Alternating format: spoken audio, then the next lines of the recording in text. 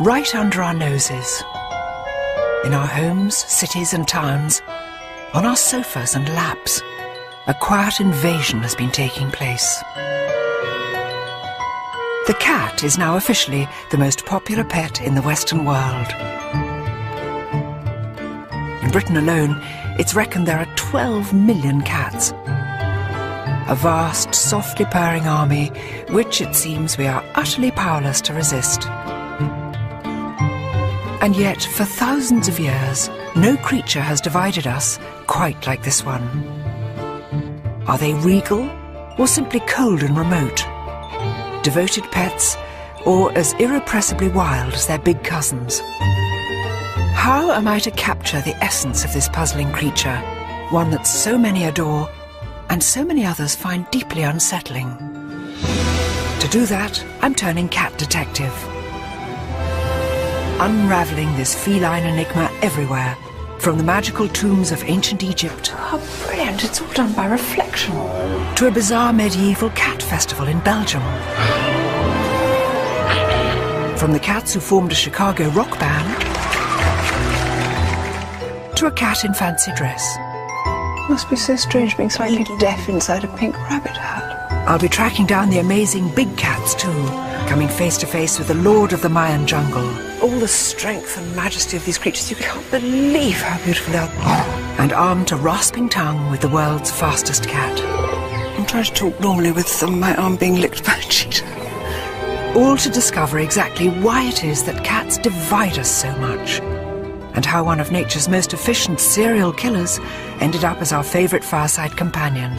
This is my journey into the world of the cat.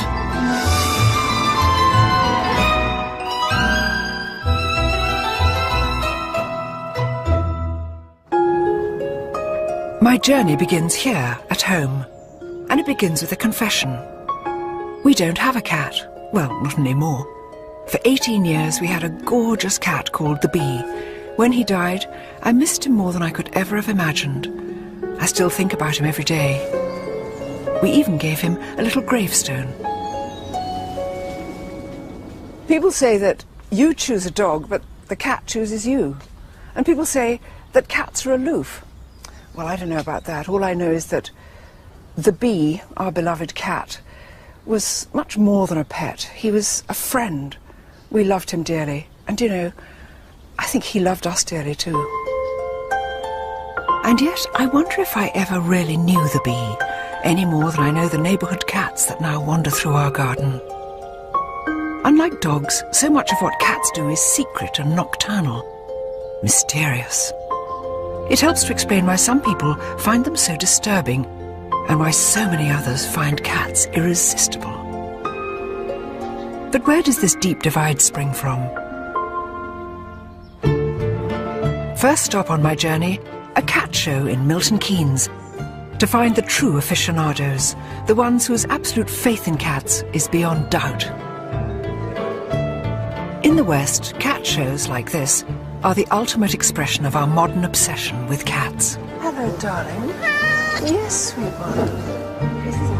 And you can see why. Was there ever an animal quite as beguiling as the cat? Another Bengal female. Or as adorable as a kitten? Called what? Scylla.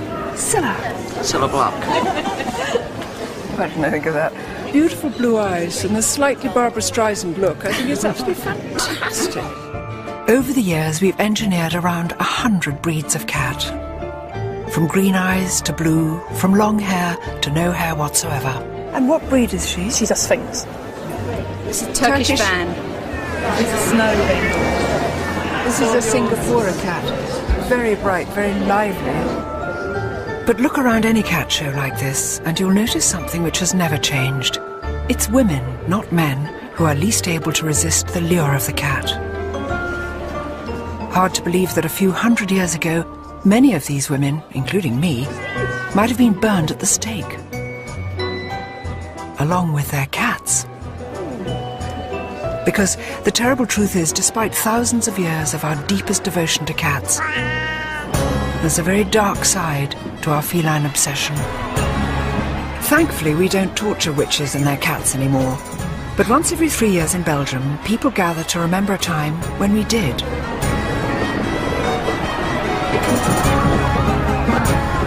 On a warm afternoon in the town of Ypres, their world-famous cat parade is now in full swing.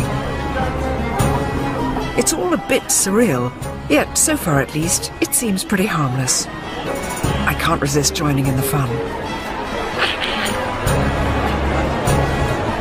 But courtesy of the town jester, the festival culminates in a rather shocking ritual.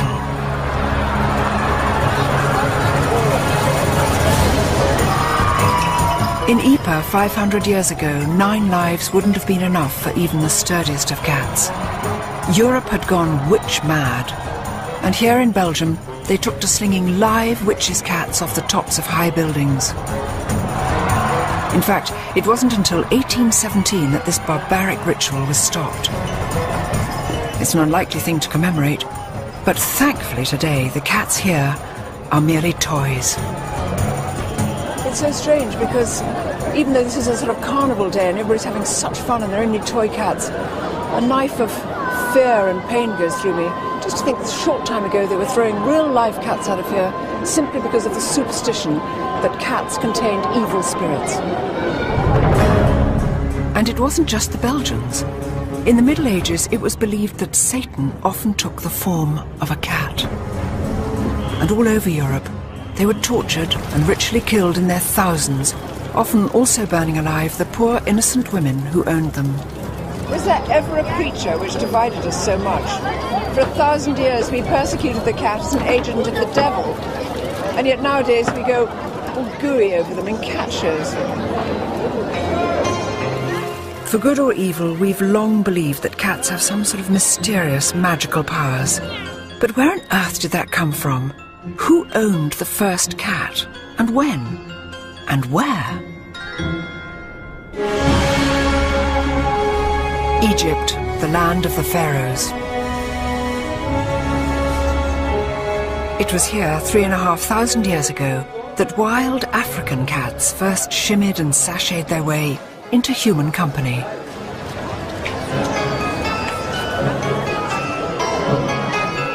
And even today there are few cities on the planet quite as comfortable with its cats as Cairo.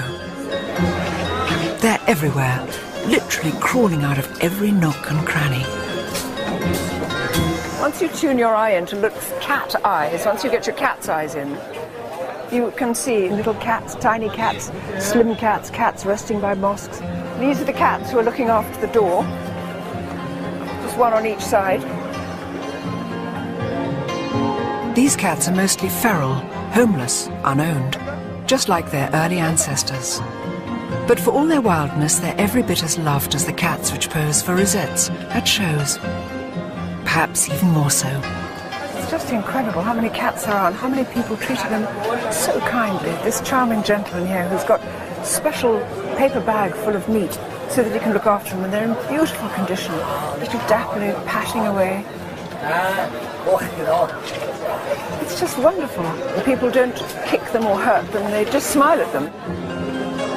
But in a largely Muslim city like Cairo, that's really no surprise. It's said the Prophet Muhammad had a real soft spot for cats. There's a story that when he blessed his own pet cat on the forehead, he left the mark of his fingers like a giant M, a mark that's been passed down through countless generations of cats. But when and where did cats come to be with us in the first place? And how did they weave their magic on us? To find out, I'm heading way back in time to the mysterious tombs of the dead in Thebes.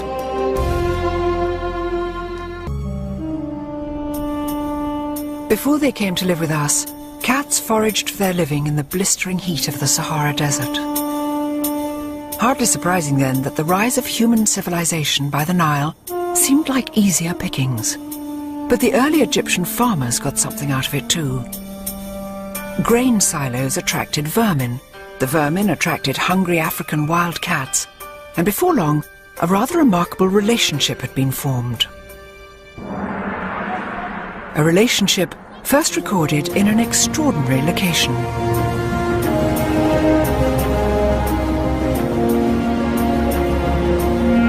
400 miles to the south of Cairo, on the west bank of the River Nile, lies Thebes, the city of the dead.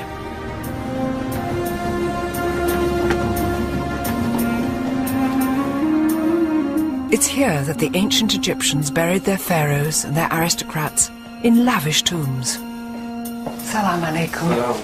Shukran. Thank you, shukran. Tombs adorned with murals celebrating their daily lives in intimate detail. This is the tomb of Nakht. He was the royal astronomer, and here's Nakht himself, looking very fine, quite a dark kind of copper-coloured body. And this is his beautiful wife, Tawi.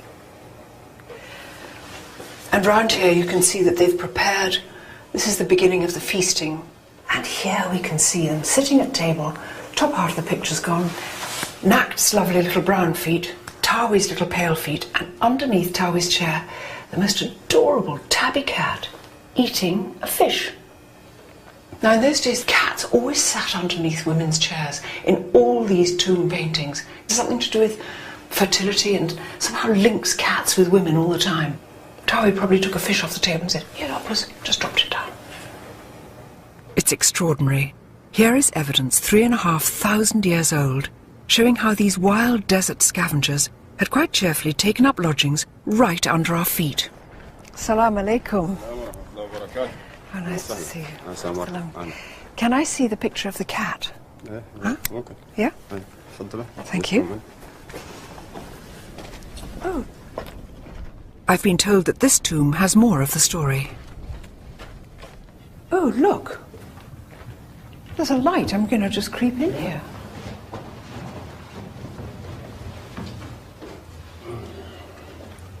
With a little mirror magic, all is revealed. How brilliant. It's all done by reflection. Look at this. So this is a hunting scene. Now there's birds all flying up, chaps throwing sticks at them. And here's a gorgeous little cat. There is a story that the Egyptians used to use cats, maybe to flush out the birds, but they used to take them hunting with them. They've also seemed to have taken their tame rat with them, I don't know. Sometimes, of course, I think cats just take it upon themselves to follow human beings, so they might have just gone on his own accord. But I suspect that these might have been hunting cats. Who knows? It's not difficult to connect the cats in these ancient murals with the cats in our own back gardens. Predatory, solitary, yet at the same time affectionate and gentle. And it's not that hard to understand what happened next either. Maybe it was the big eyes or the mesmerizing way cats move, but the Egyptians very quickly elevated the cat from beloved pet to divine god. A goddess, in fact, naturally. With both a serene face and a frightening face. A goddess whose cult would last over 2,000 years, longer so far than either Christianity or Islam. Today its worshippers are long gone, unless you count the ladies at cat shows. But here in the Egyptian Museum in Cairo, I can still see the evidence of this mighty feline goddess with two faces. This is the lioness goddess Sekhmet, and she is sort of the scarier side of cat divinities.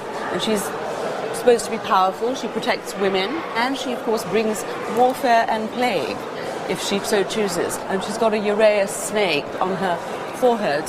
So that could kill? Yes, that would sort of be a don't mess with me kind of thing. Yes. And right now she's wearing his nice sheath dress and sitting down and being beautiful, but of course the implicit in it is because she is a lioness, she can strike out and kill. And does she have an alter ego? Yes, her alter ego is much nicer and calmer, sort of the cat goddess in a tamer way, and that's Bastet. Bastet, the cat goddess. Statuesque, sublime, the quintessential cat. Bastet was the symbol of love and beauty and music and basically self-indulgence, as you would expect from a cat. So this is the kind of goddess a lot of people would be having in their house shrines. But look at these ones up here. These are just exquisite. They're fabulous. They're terribly lifelike. I've seen cats looking just like that. Do you like cats? I do like cats. I'm allergic to them, but I like them. In ancient Egypt, pet cats were adored. Whenever one died, the entire family would shave their heads in mourning. But not all cats were pets. There were other cats, bred to be offered to Bastet in the hope of earning her blessing. Unfortunately, to do that, they had to be dead. When they went to the temple of Bastet, they made offerings of mummified cats. And the idea was that because a cat was taking the message, the god would pay much more attention to it. And were these tame cats or cats around the temple? How did they get the cats for the mumming? They probably bred them in catteries, and you would have just thousands and thousands of cats there. We have x-rayed them, so you get a sense of what's inside. And it's really quite surprising. Look at that. What is a bit awful about this particular one is the neck has been broken because they couldn't always wait for cats to die. So we have some cat mummies where their heads have been bashed in or they're being strangled. Little cat. That one's an interesting one because... oh my God, what is it? Well, you can see it's a jumble. When they didn't have enough cats, they would just gather up a few bones and mummify that and make it look beautiful, like a cat should be. So that's... Extraordinary thing. This is sort of cat hamburger, if that doesn't sound too frightful. Do you know what I mean? It's sort of just sort of chopped up and made into a shape. That's very accurate, though, and it certainly looks that way. What's the Egyptian word for cat? Meow. Is it? Because it really is. It sounds familiar, doesn't it? The cat with two faces. Cats as angels and cats as demons. Egypt is the home of the original prototype cat, the Mao, and whatever shape or pattern your pet cat is, it's descended from this ancient line of stripy tabby. In Egypt, the land where cats first walked amongst us, there are many who love them, but there are also others who are out to destroy them. Although in some countries Maos can fetch well over £1,000 a kitten, here in Cairo they still run wild in the streets. Unfortunately, some government officials think the only way to control them is by shooting and poisoning them. From a house in the Cairo suburbs, Maged Abdelrazek is on a mission to rescue them. Oh, now look, this must be one of the newest arrivals. Yes, this is our newest guest, Ida. Ida, how old is she? Yes, I do. She's about 7 weeks old. Ida.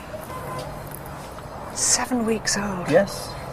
And she was found? She was found by a lady when she was about 5 days old, and I had to take care of her.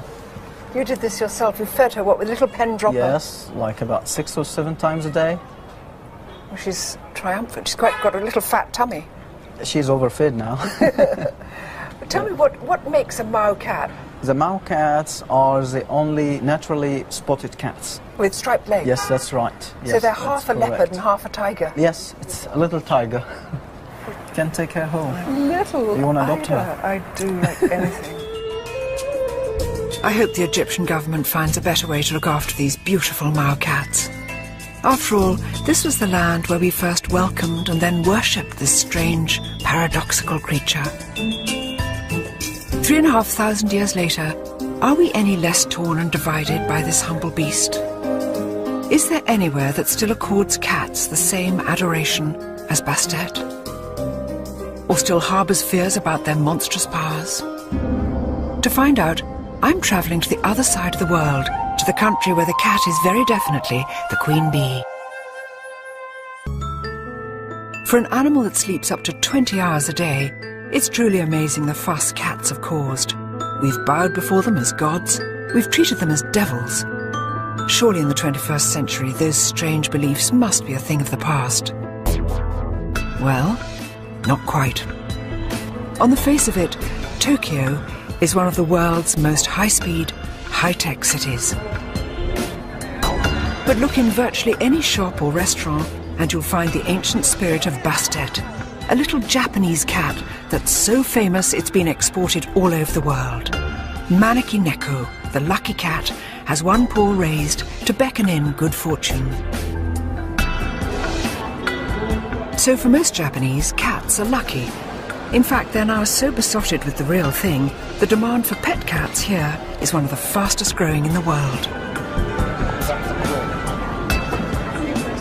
I've recruited local cat lover Mary Corbett to help me explore a city where the feline obsession knows no bounds and where no self-respecting cat should be caught naked.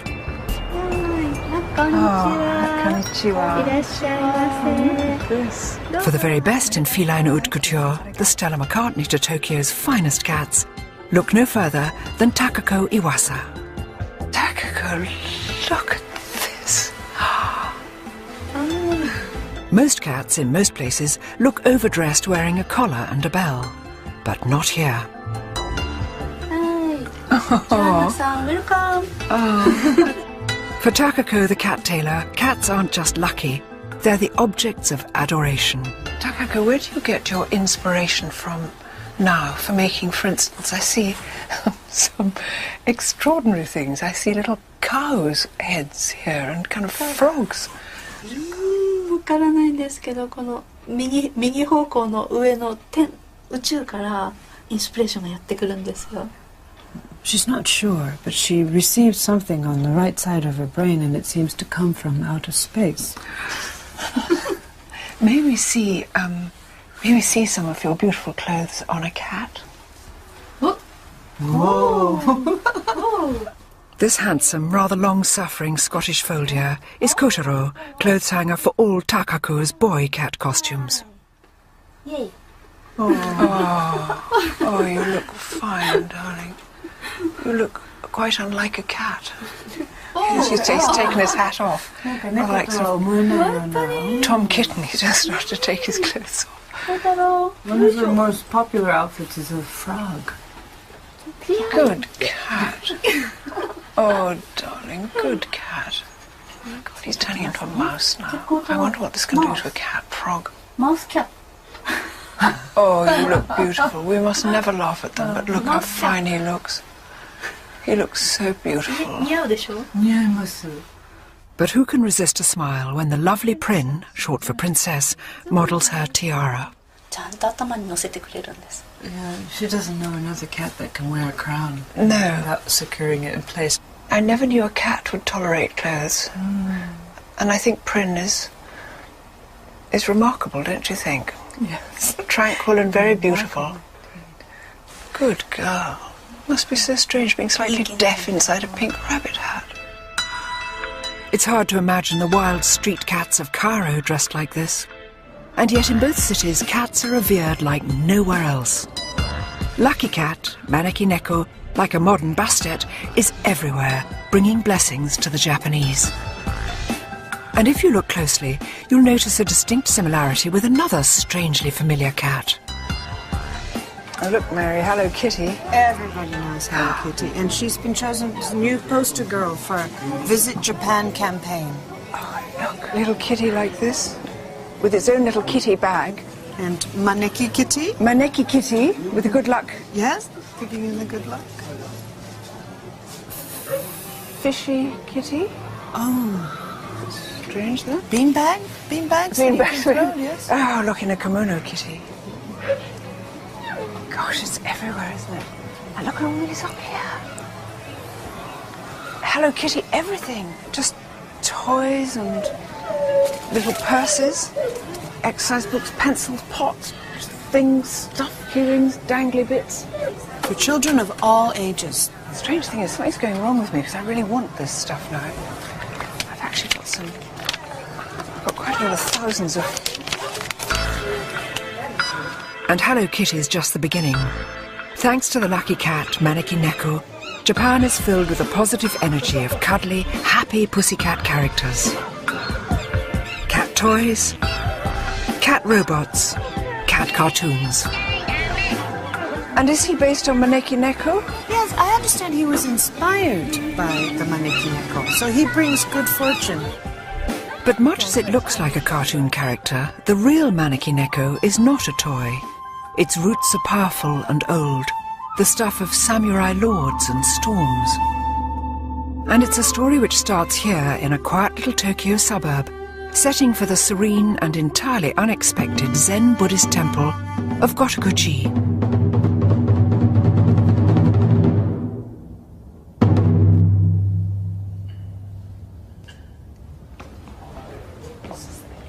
The true guardian of the lucky cat legend is the head priest of Gotokuji.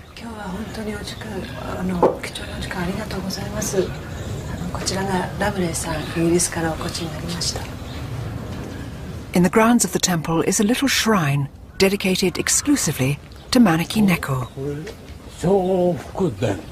Shofuguden, so this is the building that brings good fortune. Oh, lovely. It's beautiful. The real Holy of Holies, the Lucky Cat's altar, is hidden inside the little temple. Look at this. Cats, cats, cats. The head priest explains how the legend first began. Over 350 years ago, this was an impoverished, very poor temple, and there was just one monk here, and he shared what little food he had with this cat. And he said to the cat, well, one day I know you will bring us great fortune. One day he heard a lot of noise outside the gate, and the cat was there beckoning these lords who were riding by on their horses. The Lord followed the cat's beckoning, and just as they came in, lightning struck the tree that they had been under. So they would have been killed? Yes, well, that's what the Lord thought, and he was very, very grateful for the cat having invited him in. It's a fabulous story. You can see why the Japanese took Maneki Neko to their hearts, always in the hope it would save them from disaster too. Look at these cats. From all over Japan, pilgrims travel here to seek the blessing of the lucky cat. So many, and some are big and some are tiny. True devotees see the cat almost as a tiny incarnation of the Buddha, a kind of mini-god, really. So worshippers would purchase these cats, and then they would pray that they may meet good people in their lives. When their wishes come true, they will bring the cat back to the temple and offer thanks. So these cats have performed great things So all for the this, families. all good news, all happy wishes. All happy wishes. But even here, in a country besotted with its lucky cats, you can detect that familiar ancient legacy of fear and suspicion. Take the bullet train out of Tokyo and you enter an older, more traditional Japan, where sinister legends live on. Horrifying tales which speak of the Bake Neko, an evil monster cat. In an old farmhouse, curled up by the fire with a pair of rather unscary cats, legend expert Akiko Manabe tells the tale of an evil pet cat that can change its shape. Once upon a time, there was a family. They loved a cat. Suddenly, that cat was missing, and wife's behavior became very strange. She ate in her own room. She told the family, don't look into my room when I'm eating. But the husband peeked into her room. She was eating the dead mice, dead birds, dead fish. When the wife turned her face to the husband, her face became the face of the cat.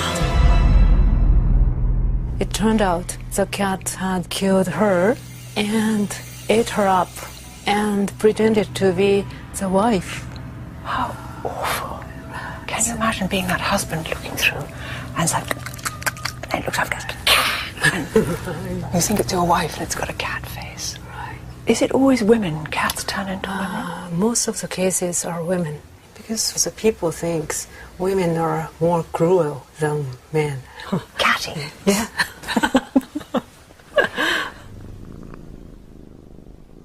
It seems there's such a contrast between the happy, smiling cat who brings you love and luck and this darker side. The Bake Neko cat, which turns into a monster. It seems that even today, we're not quite sure if cats are good or evil. I know what I think, but who knows?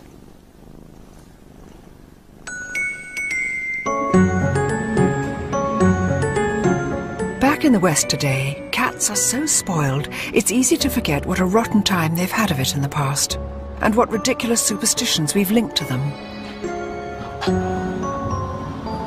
We all know about witches' cats and black cats crossing your path, but that's just the beginning. Back in the old days, they were routinely flinging cats out of belfries. They used to say that a cat could suck the breath out of a sleeping baby, and that to eat the warm brains of a cat would make you invisible. They said that planting a live cat in your garden would keep down the weeds. We've forgotten now, but for hundreds of years, we used to be terribly cruel to cats. Ever since the pharaohs, we've been unable to agree about cats. And we still can't really decide whether to love them or loathe them. How could something so innocent and beautiful be so divisive? One man who thinks he knows the answer is top feline expert Roger Tabor. Roger, we've seen cats treated as gods and goddesses. We've also seen them demonised and treated as the devil. Such extreme feelings to the cat. Why is that? It's crazy, isn't it? But in reality, they're just the flip sides of the same coin. We recognise that there is something strange about them, and at the same time, you recognise they've deified it. It's always the otherworldliness. And what is the otherworldliness about the cat? Yes. Well, when you look at them, you've got a package. It's a nocturnal, lone hunter. When you're dealing with an animal which is not a pack animal, then you're dealing with an animal that doesn't like being told what to do. With the dog, you are either the boss or you are bossed. But with the cat, it thinks it through for itself. It's much more independent. So we've always been a bit wary, a bit distant. We understand that they are somehow other, somehow wild, somehow strange. The solitary hunter lurking within. The irrepressibly wild feline heart. Is that why we find cats both inspiring and perplexing? If it's true, then my challenge now is to meet the full force of that wild side, face to face. Hidden deep in the jungles of Central America lives the ultimate mysterious solitary feline. Just like the cats of Egypt, Europe and Japan, the mighty jaguar both transfixed and terrified an ancient civilization. Unfortunately, this great cat is paying the ultimate price for our fear. Rollover Labradors and rollover Cocker Spaniels. In the 21st century, the cat is the new top dog. Globally, there are now over 200 million of them living in our homes. And yet, on this journey, I've learned just how deeply cats divide us. It seems it's their solitary nature which is to blame. But is this the same spirit our cats still share with their wild cousins? The Mayan jungle in the heart of Central America is home to the world's most elusive big cat, the ultimate solitary hunter. Centuries before the arrival of the domestic cat, the Mayans worshipped the jaguar with the self-same mixture of fear and adoration. But actually finding one is a serious challenge. If anyone can help me, it's Mexico's top jaguar conservationist, Gerardo Ceballos. Before we begin scouring the jungle for this mysterious beast, Gerardo's brought me to an ancient ruined city to get a bird's eye view of the enormity of our task. So this is one of the largest ones. Look at that. It's immense. It's huge area. It's probably the second largest in the Mayan world. Calakmul, once a metropolis of 50,000 people, flourished for over 500 years. By 900 AD, this civilization had collapsed, and with it the cult of the jaguar, as the Mayans abandoned their cities for good. So, Gerardo, tell me about the cultural connection between the Mayan people and the jaguar. Well, in Mayan mythology, jaguars were very powerful spirit living in the forest that could cause you damage. On the one hand, may hate the jaguar because it's killing their cattle and their goats, but on the other hand, they really respect it. It's a mixture of like a mystical respect, but also a lot of fear to the jaguar. They must have been extraordinarily elusive to see, because somebody said that seeing a jaguar is like seeing vapor, like a mist. You're staring at it, exactly. And you don't know if you're seeing a jaguar. Respect and fear. It sounds so familiar. That same ancient response to the cat, mirrored here with America's top jungle predator. Wow! Look at this. Very impressive. So everything is like probably 1.5 million hectares covered by forest. But you can't see, apart from these ancient pyramid sort of buildings, there's not another There is building. not a single person inside here. In 360 degrees, all the way around, nothing. Nothing. It's dense forest now, but 1,000 years ago the Mayans destroyed their own way of life by greedily chopping down the precious trees they needed to sustain life. God, this must have been strange, a treeless metropolis. Exactly. When the Mayas collapsed, it was more on a local or regional impact. Then a lot of the species, like the jaguar, they were able to move to other areas where there were forests and survive. What is happening today is that we're destroying all the forests, you know. So the jaguar is in danger and it may disappear. Yeah. If we cut it down now, they've got nowhere to go. Exactly. I'll do whatever it takes to look one of these big cats in the eye, to see if I recognize the wild heart that beats inside every domestic cat, even if it means getting up at 3 in the morning. We know less about the jaguar than about almost any of the other big cats, and that's because they're so hard to see, and they're so very shy. But this morning we're going to have a very good shot at finding one. We've got a bunch of dogs and a bunch of men here to see if we get lucky.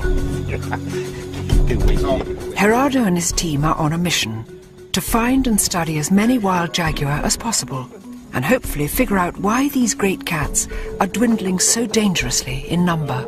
Do the dogs get excited before we go? Yeah. They want to go. They want to go. Early morning before the sun rises is generally when jaguars are most active and easiest to spot. And even here, nothing beats a dog when it comes to running down cats. They're being tied by the chains into the back of the van so they don't all jump out. They're peaceful and sweet and waggy and they just look so friendly. But I think that'll all change once we get onto the scent. Timing is everything. There are just a few weeks every year at the height of the dry season when conditions are good for finding jaguar. Too much rain and the jungle gets too flooded for tracking. Well, the daylight's up now, so what do you think? Yeah, well, it's still very cloudy, so it's good. It's overcast, and by being overcast, yeah, it helps us to work longer time during the day because we don't have the pressure of the sun on the dogs, on the people, and on the jaguar. So right now it's perfect. That's it.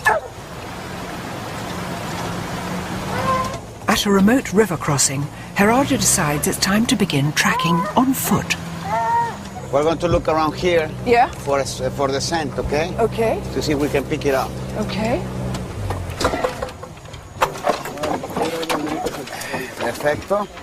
Uno. I think this is good because I heard that jaguars like to hunt near water. And amazingly, jaguars quite like swimming. Of all the big cats, jaguars and sometimes tigers, but jaguars are most fond of the water, which is unlike any domestic cat. Hates getting wet. Excelente, excelente. Vale, mi cuau. And yet in so many other ways, jaguars and domestic cats, in fact all 38 members of the cat family, are incredibly alike. Designed by nature as perfect killers. Razor teeth and claws hidden inside, velvet paws so soft you'd never hear a thing until they were right on top of you. Gerardo, what happens when the dogs get the scent of a jaguar? What happens then? They will start to howl and bark really loud. And then we will release them. And then all of them will start to run. Then the jaguar hopefully will climb up at the tree. Yeah. We will arrive and dart it, put it back here, and then do all our work of measuring it and on the forest floor, yeah, taking blood samples, all kind of information that we need from that animal.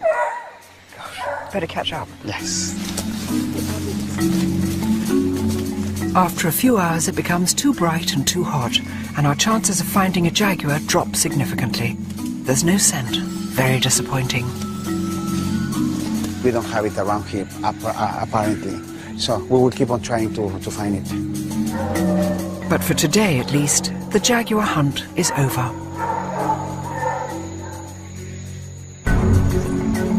Next morning, we're up again at the crack of dawn, followed by several hours tracking through the forest. But still, nothing. I'm starting to think jaguars really are just misty vapours, a feeling not helped by some very unseasonal rains, which fall every single day. Gerardo, this is supposed to be the dry season. Is this climate change? Because it shouldn't be as wet as this now, should it? No, we have some unusual rains. It's not actually typical to have any rain. After several days of searching, I'm still no nearer my first jaguar. It seems my luck has run out. I just can't believe it. This is supposed to be the dry season, and it's turned out to be the rainiest of rainy seasons. And we've been going out with the dogs and tracking and waiting and looking and doing every possible thing you can think of. Didn't appear. Not one sign, not one sniff. So we're just going to have to call it a day. Feels strangely like England. It's Mexico.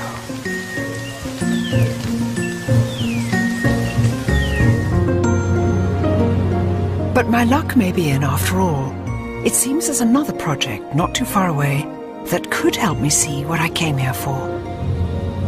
We're leaving Mexico, where we didn't manage to see any jaguar. We're flying to Belize, where I know we'll see some. They won't be in the wild, but it'll be the next best thing.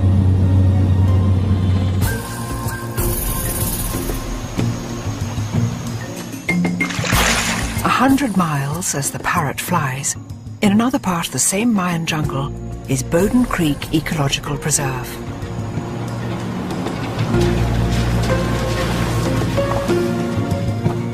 "13,000 acres of virgin rainforest saved from destruction over 10 years ago by this man, Ken Karras. This forest is home to around 150 jaguar. Yet in all the years Ken's lived here, he's hardly seen them. Very rarely will you see a jaguar in the wild.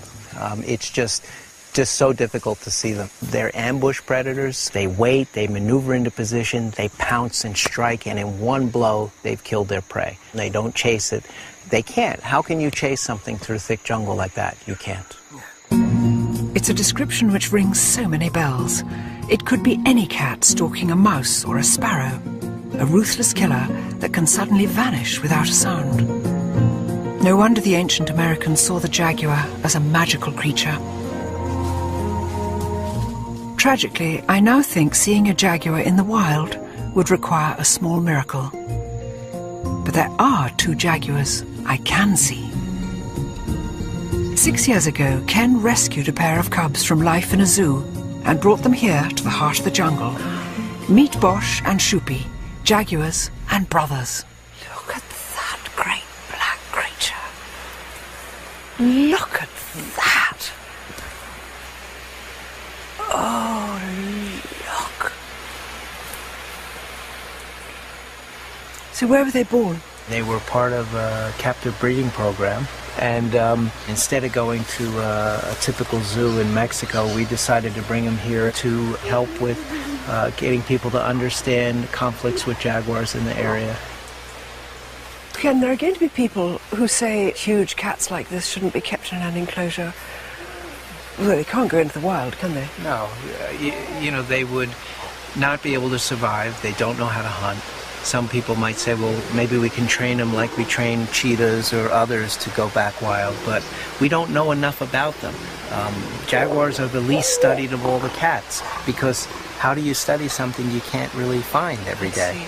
And, you know, what we really want people to understand is here's what they're like. Here's this great icon. Yeah. And there they are out in the forest. Yes. And that forest is teeming with them. And this is why you have to save that. Exactly. I can't believe how beautiful they are. The dark and the light, the yin and the yang. And here's Bosch, black as anything, with just dappled things. And Shupi, coloured like sort of sunlight in the dappled forest. All the strength and majesty of these creatures, you can exactly see why people would have thought that they contained some sort of godly power, or indeed were gods themselves. It's a pity these boys can't roam free in the jungle, but what a privilege gazing into the remarkable eyes of the world's most elusive cat. Eyes which burn back with the same wild spirit I used to glimpse in my beloved bee. The same spirit you can still see in every cat alive today. The mystery is why these stealthy little predators ever chose to move in with us. I mean, I know we feed them, but They're naturally solitary, they're naturally wild. And they don't do as we tell them, they're not obedient. Maybe that's what some people find so ghastly about them, and what so many millions more like me find so enchanting and adorable. Next time, what happens when we do try to make cats conform to our world? Cats that perform tricks? Cats that wear neckties and false nails? And the big cats that refuse to be tamed and whose future is now in danger?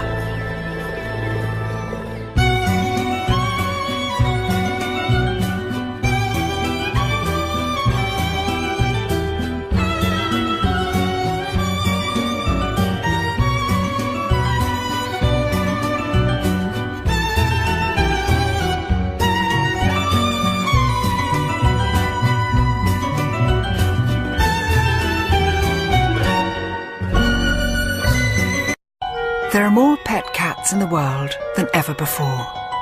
Sensual, cute, enigmatic, stealthy. Every one of them working its wild and ancient magic on our senses. And yet, as I've already found on this journey, cats still perplex and divide us. My quest to understand them has already taken me from a mysterious Egyptian tomb to a breathtaking encounter with the lord of the Mayan jungle. I've learned that inside every cat lurks the same wild hunter spirit, and that's despite nearly 4,000 years in our company. But sadly, man is notoriously bad at leaving nature alone. And so I now want to know what we have done to the cat to mould it to our way of life, and whether our meddling with nature has gone too far. It's a question which will take me from a close encounter with the tongue of a cheetah. No, we don't feel that lovely raspy tongue. To the cats who formed a rock band. From the woman who knows how to talk to them. Yeah, when he is all done, we won't even know what to do with them. She's just starting to speak in cat language. To the tragedy of a leopard locked in a cupboard. She put him in a closet, and that's where he lived all day long.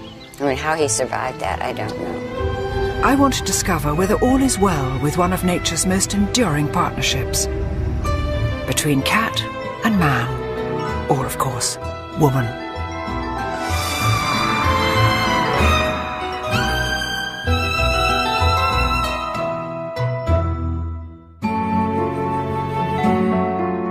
If you stop to think for a moment, it's incredible that cats live with us at all.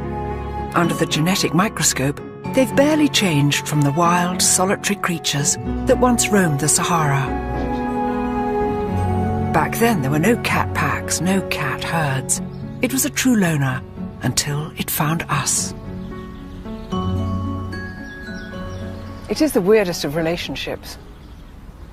I love them madly, but I think we're kidding ourselves if we think that cats are remotely interested in what people want from them. Millions of us own them, but they're not really ours. After all, they don't really need us. They could look after themselves if they had to. But that doesn't mean we've stopped trying to master them, which begs the question, would a cat ever take orders from a mere human? To answer that, I'm in Chicago on a bitter winter's day. It's been said that cats are far too smart to do the dumb tricks we get dogs to do. But whoever said that hadn't been to see one of Chicago's oddest cabaret turns, a circus performed entirely by cats. It looks as though preparations for today's show are already well underway. For the record, I usually have little time for performing animals, any more than I have for zoos or wild animals in captivity. But a cat circus intrigues me. Cats are so famously uncooperative.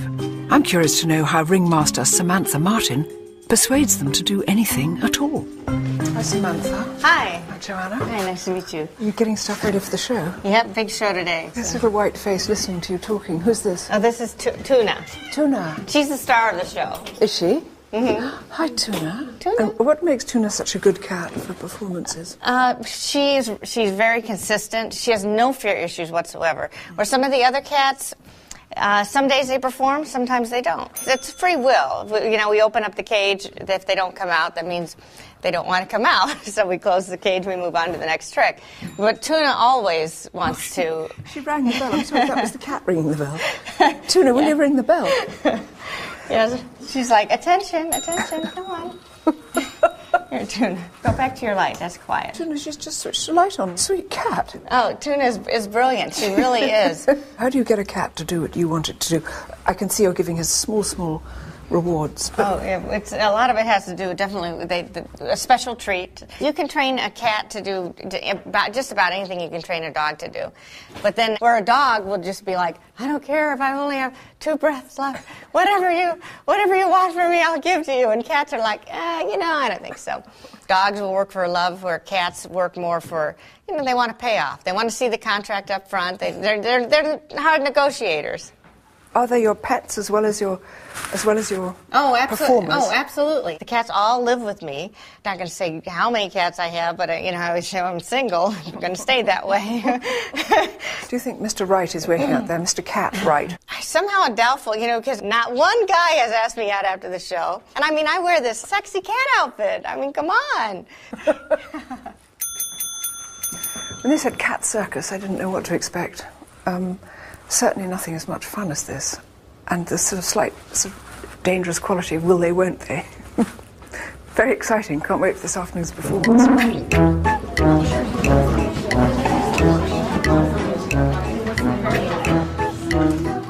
Does it matter that your average cat won't fetch a stick or catch a ball? No, of course not. To me, this is much more impressive. Because cats only do the things they want to. And that, in my eyes, is what makes them truly smart. Even so, Tuna and the gang doing tricks is great for a cold Chicago afternoon. But surely cats, compared with dogs, are a bit useless.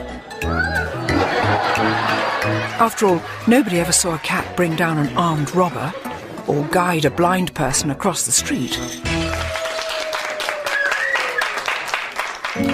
So what do cats do for us? Well, we now know that cats do have an extraordinary power to help those in need. And all they have to be is themselves. I'm back in England at Manchester's Seashell Trust School for children with severe disabilities. There you go. You hold him. Most of the time, these children struggle to communicate with the world around them. But when a cat enters the room, they blossom. This is the sweetest little cat because it's just sitting here very, very gently. Here we are, Gabrielle. Yes, you're lovely. Yes, you're lovely. Mio is a pat cat. That's Pets as Therapy. In Britain, there are now over 100 therapy cats like Mio, and the number's growing all the time. That is a sweet cat. And the cat is very, very gentle, very peaceful, this ragdoll. He's obviously used to it. And you can feel lovely thrumming purr of this creature through here. Yes, he's purring, yes, he's purring. Look, there you go, Jamie. You got the cat? And you can see the enjoyment. The faces light up when they have the animals in. He tends to snuggle in. It's amazing. Most of the animals just know that they're dealing with children that have got special needs, and they adapt to the situation really nicely. And also there's some children that won't communicate with people so well and will talk to a cat because they're non-judgmental. And also for people who don't want to be touched, it's nice for them to touch something as soft and comforting as a cat. Yes, and to be sat on. I always feel thrilled when a cat comes and sits on my lap.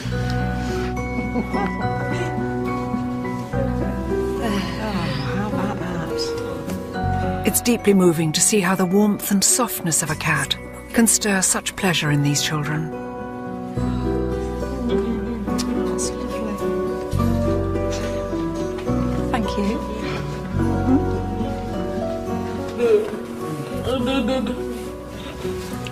She's busy watching the good boy. Good girl, good cat. Yeah. Did that make sense? No, I didn't say it right. Yes. Did it? Yeah. Good. Good. Good. Surely anyone who's ever stroked a purring cat can understand this. Feline company can lower blood pressure, improve your mood, and bring companionship to the lonely and the sick. But if cats can change our lives, how have we changed theirs? What price have they paid for our insatiable need to muck about with nature? I mean, this is really one of the strangest little beasts I've ever held on my lap. Instead of us trying to redesign the cat, perhaps we should try to understand how and why nature designed them in the first place. So with my whiskers, if I had whiskers as well, I'd be fantastic.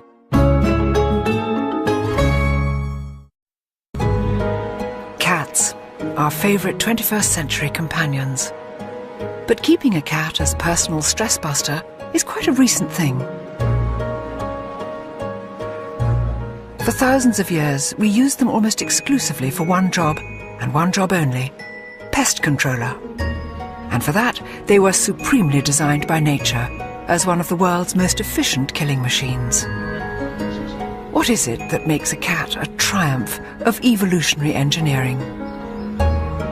That's something I can now literally see for myself, thanks to the pioneering work of scientist Alvaro Casanelli and his peculiar invention, a cat's whiskers headset. Alvaro, will you explain this extraordinary headpiece?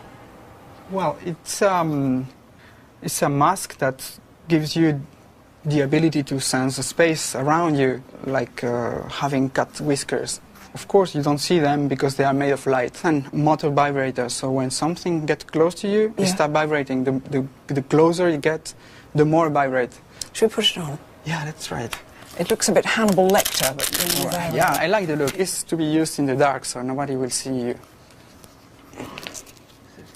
Perfect. That's okay. It's beautiful. So now I will just switch on the motors. Are you ready to have superpowers? Oh, don't. Oh, God. Oh, God, how weird. Yeah. The mask is sending everything wirelessly to this computer. So try to approach your hand or, over your mouth. So this is the sensor near your mouth. Ooh, This one. How can I try it out? Well, we will try that on the corridor. A cat's whiskers are the most incredible bits of kit. They're so sensitive to tiny air currents and electrical fields, the cat can sense objects even without touching them, and in total darkness. Now, I'm going to find out what that feels like. This is a very strange feeling. So now you have to walk in front of you till the end of the corridor. Yeah. Okay. So first whiskers on, and then let me switch the light off. Tell me when the light's off. They are off now. Back in the lab, Alvaro monitors my every move. I can't see a thing. I can feel the buzzing. Right. And I mustn't use my hands. The temptation, of course, is to use your hands. Oh, I can feel something very close to me there. So away from that, away from that. That's a big thing there. Get away from that. Something there. Nothing here. Come on, be bold, Lumley. I can't tell you how frightening this is. If you could hear my heart. It's absolutely hammering. At last it's lights on, and not a moment too soon.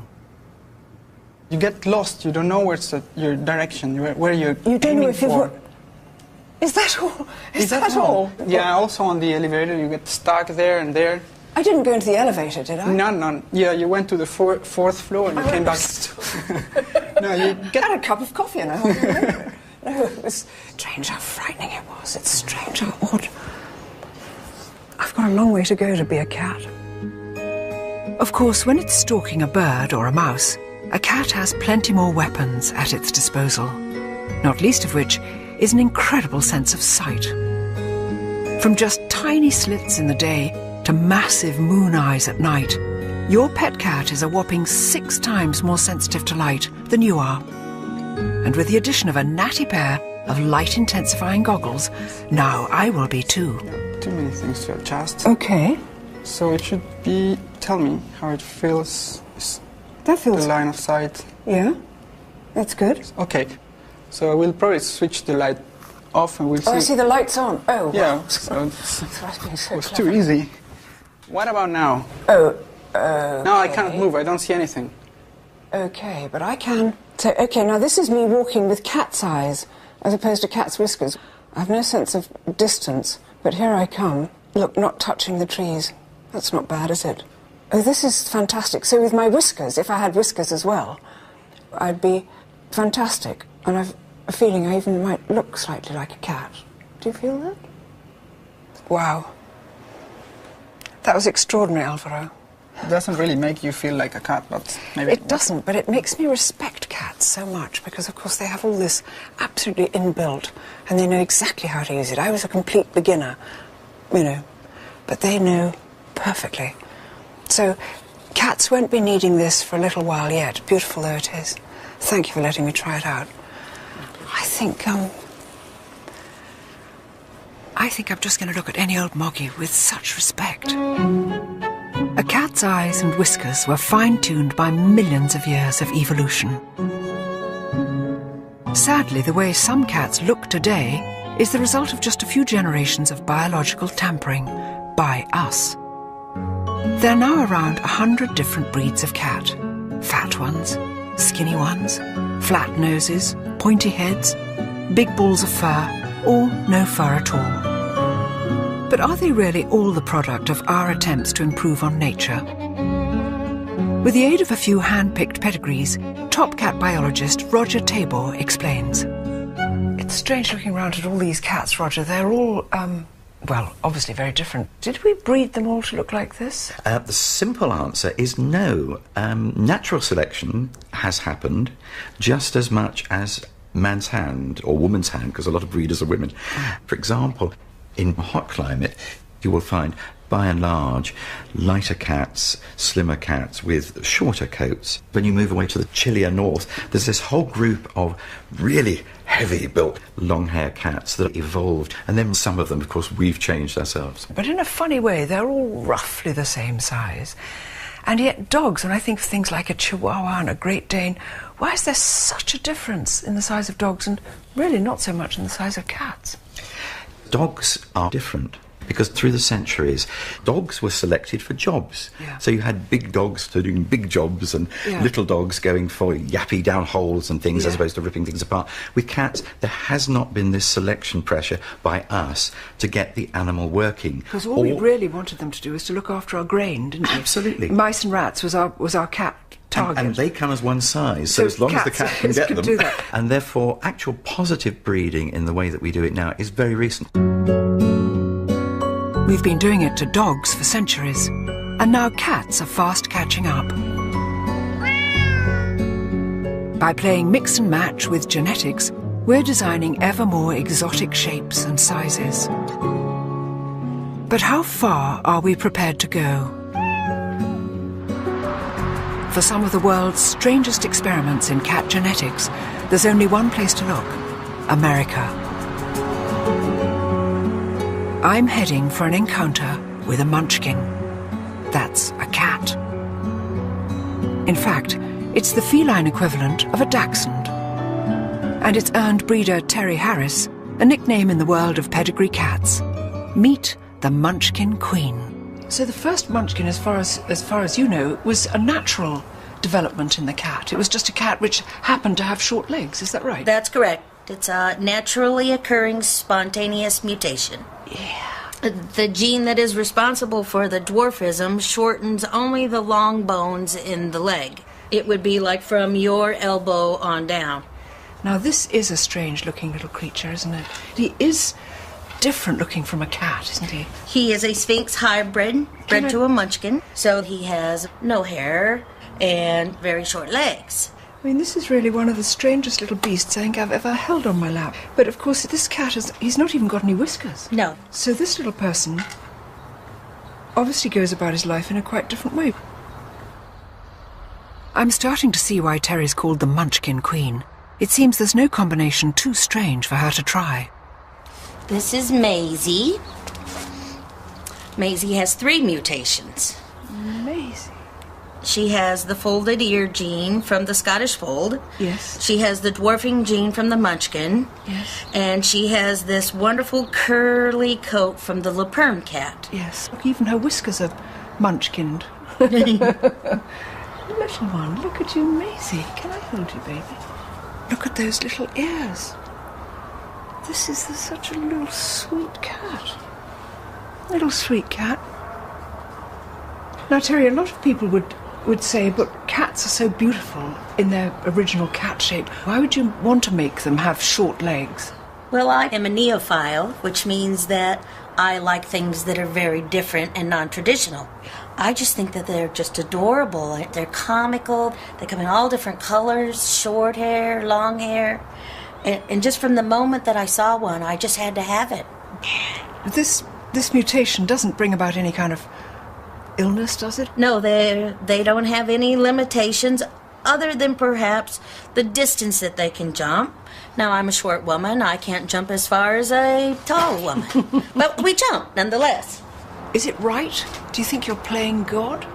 If I felt that I was doing something wrong, I would not do it. No. I think that as long as the cats are healthy and happy, there might be a little something for everybody. I do worry that we're taking things too far. If this is the Dachshund cat, what on earth comes next? A Chihuahua cat? A Great Dane cat? Is nature's work so unsatisfactory that we must constantly meddle with it? Next stop, the cat being made to look like a lion. Handsome man. Hi, Romy. And the lion someone wanted to behave like a cat. Just living in a basement. Living in the basement. People are extraordinary.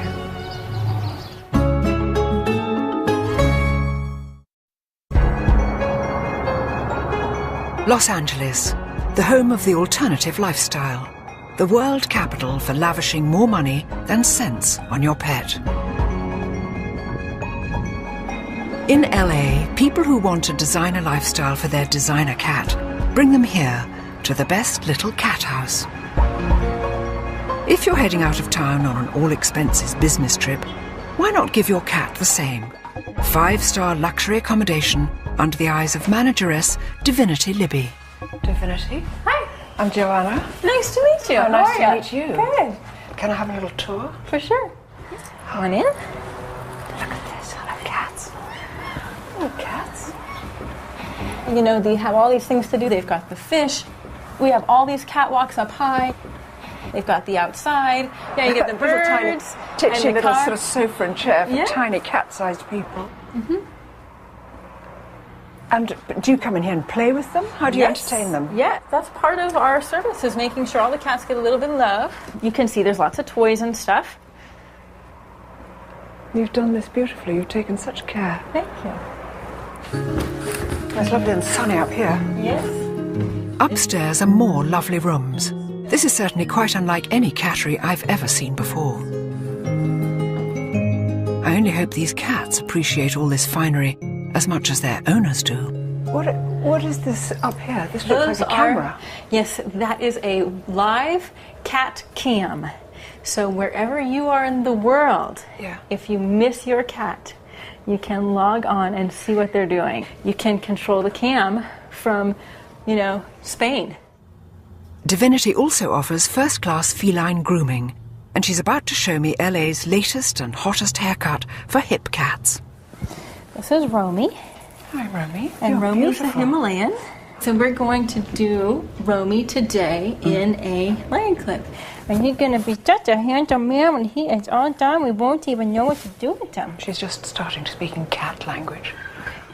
Gosh, I wonder if I had such a beautiful cat, Divinity, I wouldn't have a clipping on this. Would you? I think that coat looks absolutely sublime. Personally, if it was my cat, I would leave him like this.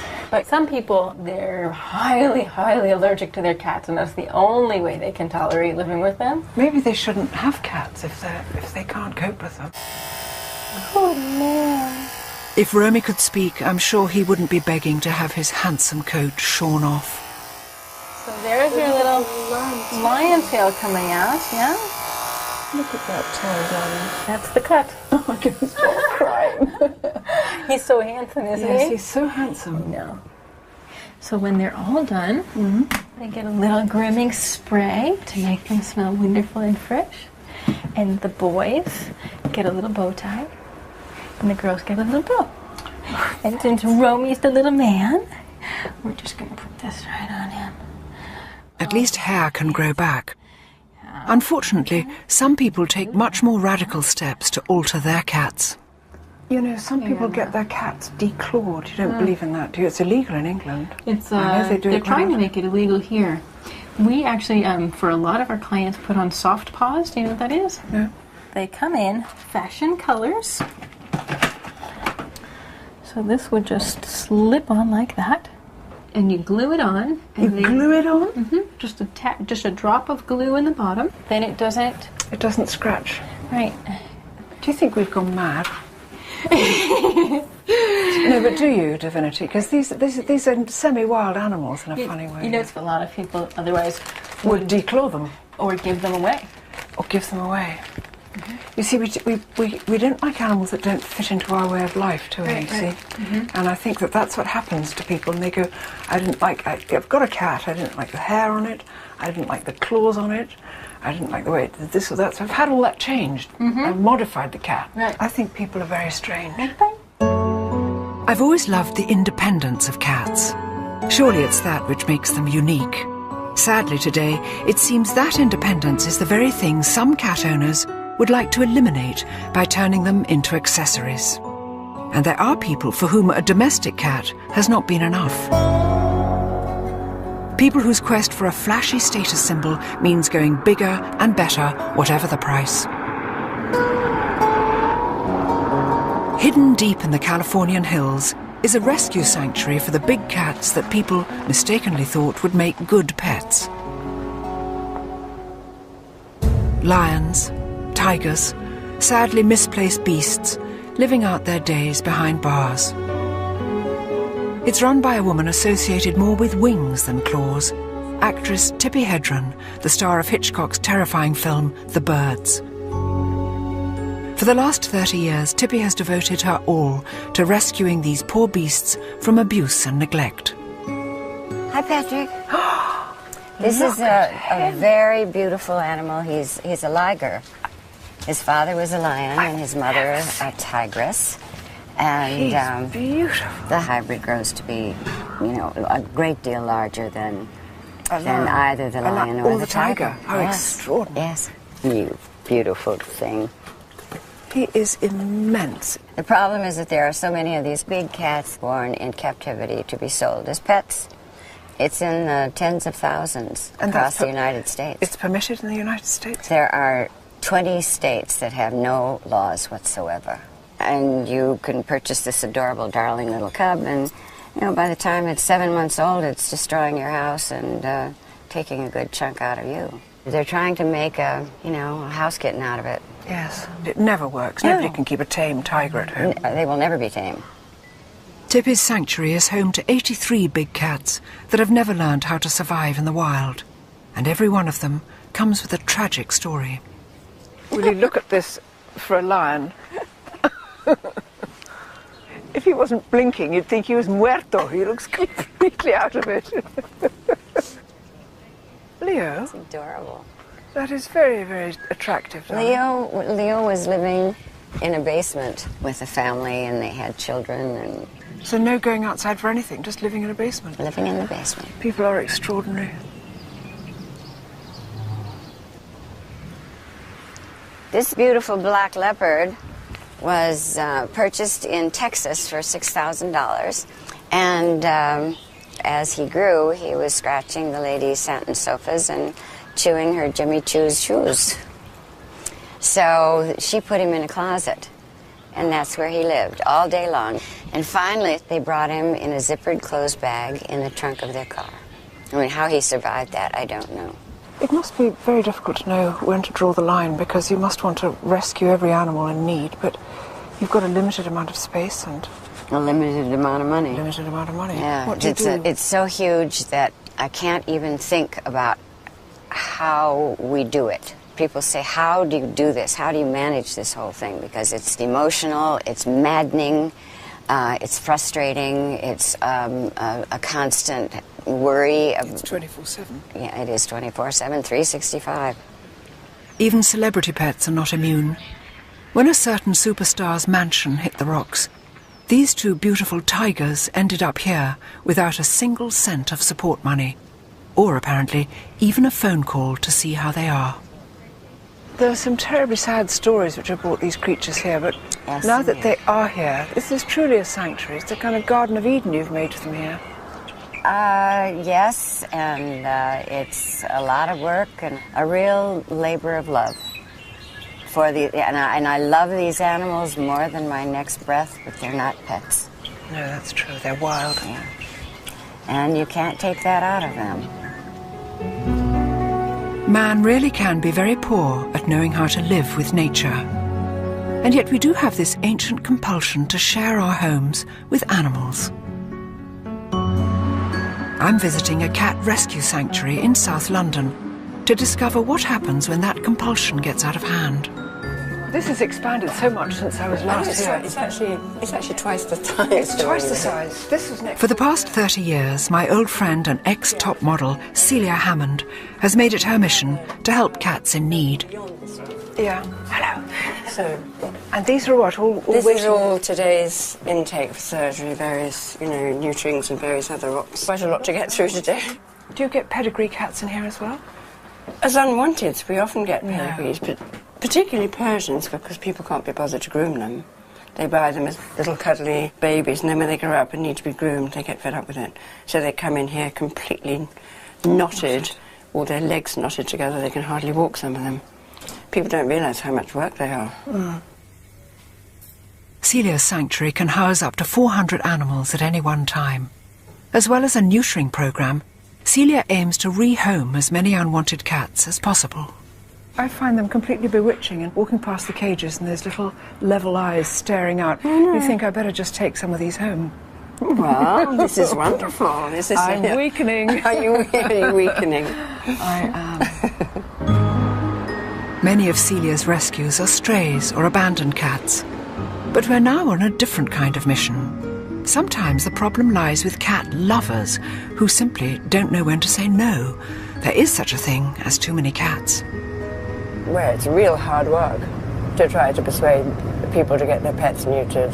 Some people say, I don't care what happens to other people's animals. All I know is I want my cat to have kittens. But they're making the situation worse when there's so many animals being put to sleep every day. How can it be right to bring more into the world than when there's no homes for what's here already?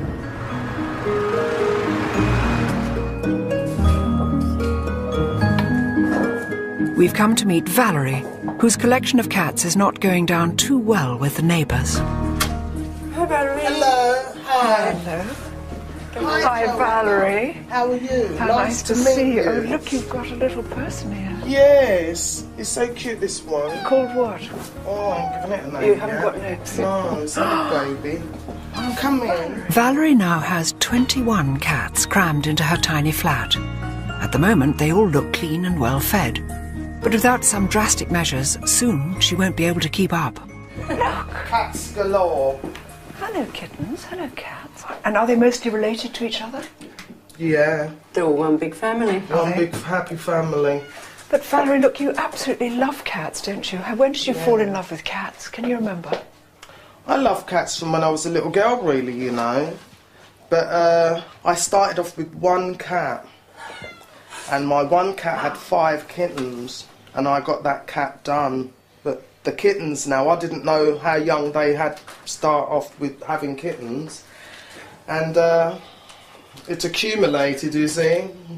This is like that thing of when I was going to St Ives, I met a man with 7 wives. 7 wives had 7 cats, or 7 cats had 7 kits. And suddenly it just goes out and out and out, doesn't it? Yeah, but I'm having no more kittens now. I can't afford them. They eat a lot. So what are you going to do? You're going to get them neutered?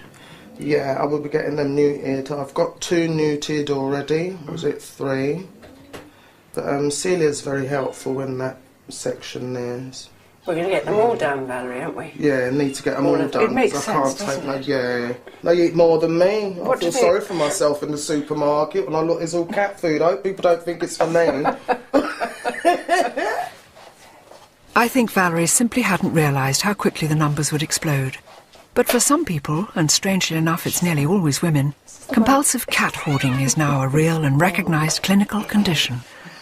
What's happening? They're canoodling down here. They're not muted yet, and they're canoodling. Canoodling. Stop it. Valerie, I think we've got to stop the canoodling eventually, haven't we? Because too much canoodling too and you'll much suddenly have canoodling. 4,000 I'll be cats. slim. I won't be eating anything. With 2 more of Valerie's cats off to be neutered, hopefully this particular cat family will stop spiralling out of control. It's all right, darling. We've been seduced by the cat, by the untamed heart it shares with its big cousins. It's a privilege to live side by side with them, but with that comes responsibility. And that's true whether they sleep on our sofas or simply walk on our land. Next stop, the ultimate wild cat country, Namibia. This is just staggering. It must have been like this since time began. Where I'm about to come face to face with a cat we're in danger of wiping off the face of this earth. I hope you like flies. I don't mind flies.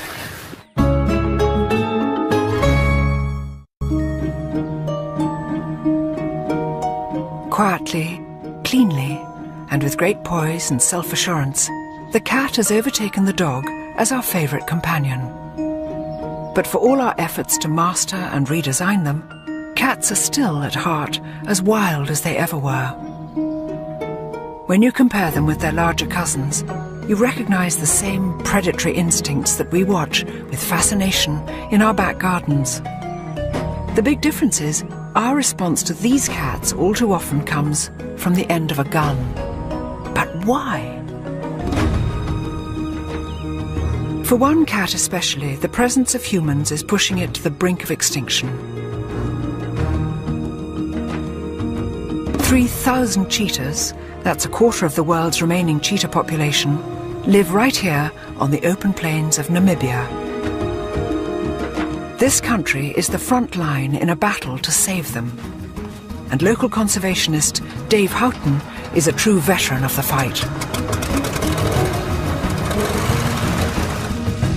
I'm heading skyward with Dave to get a clearer picture of the thing that's brought man and cat into bitter conflict, the land itself. This is just staggering, the size of this plain. It must have been like this since time began, really, do you think? Yeah, this is country that big cats have been in for millions of years. And then man came along and parceled it up into little blocks for farms. And you get the inevitable human-wildlife conflict. And who's winning? I'm afraid it's man at the moment, but we are making big inroads into trying to get that balance right. Beautiful, then. Beautiful. Dave is the head honcho of Africat, a charity that's fighting to save cheetahs from trigger-happy farmers. Rather than shooting or poisoning a predatory cat, farmers can call Dave to trap it and bring it here, to Africat's 10,000 acres of protected bush. Africat now feeds and cares for 84 rescued cheetahs that would otherwise have been killed. And here are 3 of them: Pippin, Measles, and Knesses. So beautiful. Why do you think they have these gorgeous... Is it just black marks? What is it? It's a Bushman folklore. A mother lost her babies, and that's basically what's left over from the tears of her crying for her babies. These 3 cats are now too old to hunt effectively in the wild, but Dave's about to move them into a brand new 120-acre camp where they can live out their days in peace. Wildlife vet Mark Jago is on hand to give them a full medical. I think it's that guy CA starting to wave. Okay, you can go in there now. It's that one in the middle. Yes, you see him now? He's just wobbling a bit. I just want to check that he is down first. First step, to get this sleepy cat out of the hot sun. If I get the front... Yes. Let me just pull him out a bit because there's a thorn bush there. Yeah? You have to watch for flies, huh? Yeah. If you hold the base of the tail there... Yes. And then put your other hand underneath, under here. Fiona. Under here? Yeah. Yeah. Okay? Yeah. Right. I had no idea I'd be getting quite so close to a cheetah. I hope you like flies. I don't mind flies. This is fantastic.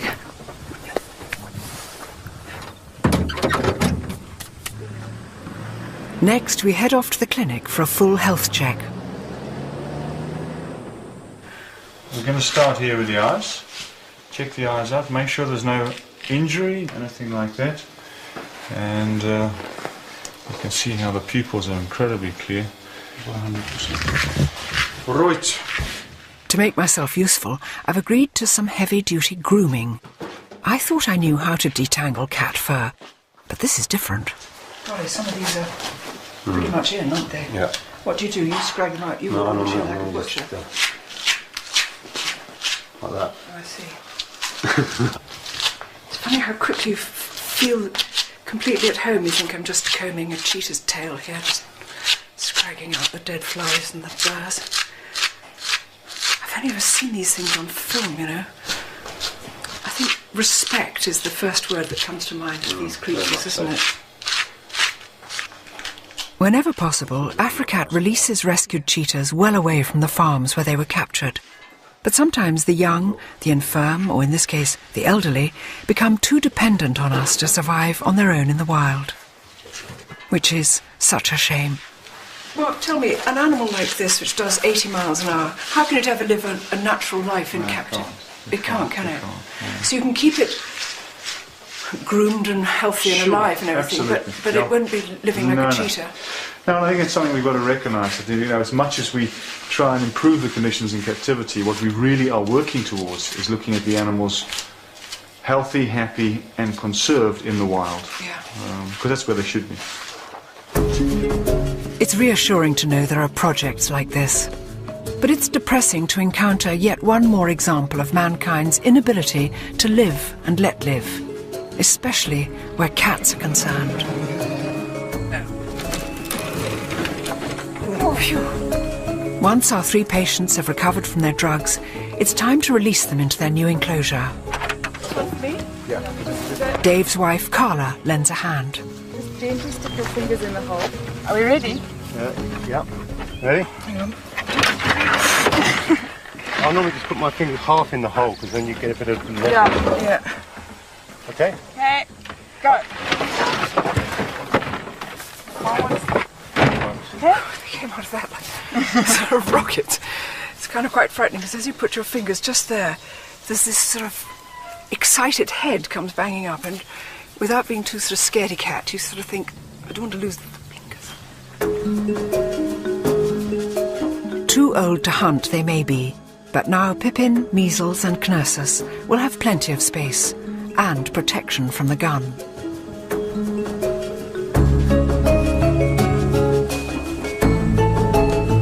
In another Africat enclosure, I'm waiting for Dave and Carla, who've promised me a special treat. God, look at that. That's wonderful thick purring sound. Hello, darling. Come on, we can stand later. Sit in the shade. Come on. Pugsley and Gomez, rescued as tiny cubs when their mother was killed by a farmer. There was no choice but to rear these 2 stunning creatures by hand, which has made them pretty much as tame as a cheetah is ever likely to be. There's my boy. Yes. There's a good boy. Look at your eyes. They're huge, aren't they? Where? No, we are. They're lovely raspy too.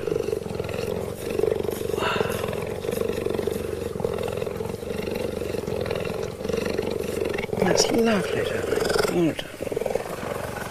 It's extraordinary. Apart from everything being on a slightly different scale, i.e. the purr is 40 times louder and the limbs are X longer, they're so like domestic cats, that licking and flopping. Look, he just loves that.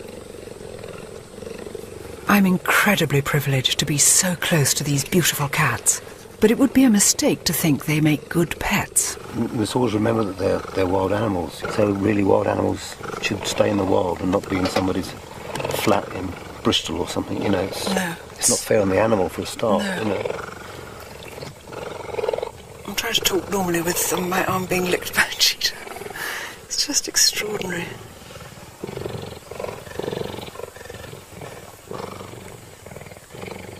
This is so good of them to come and...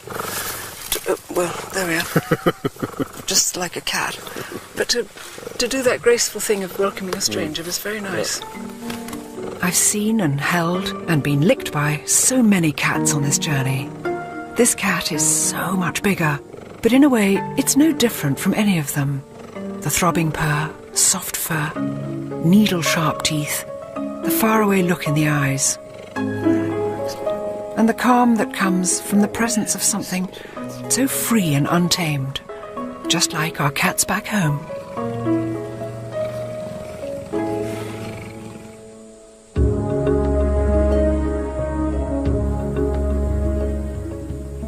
Well, it's been amazing seeing the big cats here. Utterly, utterly thrilling. And it just seems to me that we seem to have made our peace with domestic cats. They've come down out of the wild and we know exactly how to live with them. We love them dearly and they love us. We haven't quite managed that with the wild cats. With the big cats, we've got to do that to conserve them. After all this was theirs before it was ours. So we've got to learn how to share it, I think. Hopefully the Namibian cheetahs will survive. Their domestic cousins, meanwhile, are in no such danger. What a fascinating journey in their company. From an Egyptian tomb to cats with short legs, cats dressed as mice, cats thrown off tall buildings, cats simply too gorgeous to resist, and cats in the Mayan jungles of Belize. All the cats I've met have shown the same wonderful sense of independence. And I think to truly love these animals, you've got to appreciate the wildness in them. That free spirit which still burns so bright after nearly 4,000 years in our company. And more than anything else, it's the untamed heart that bewitches me. Makes me proud to be a cat woman.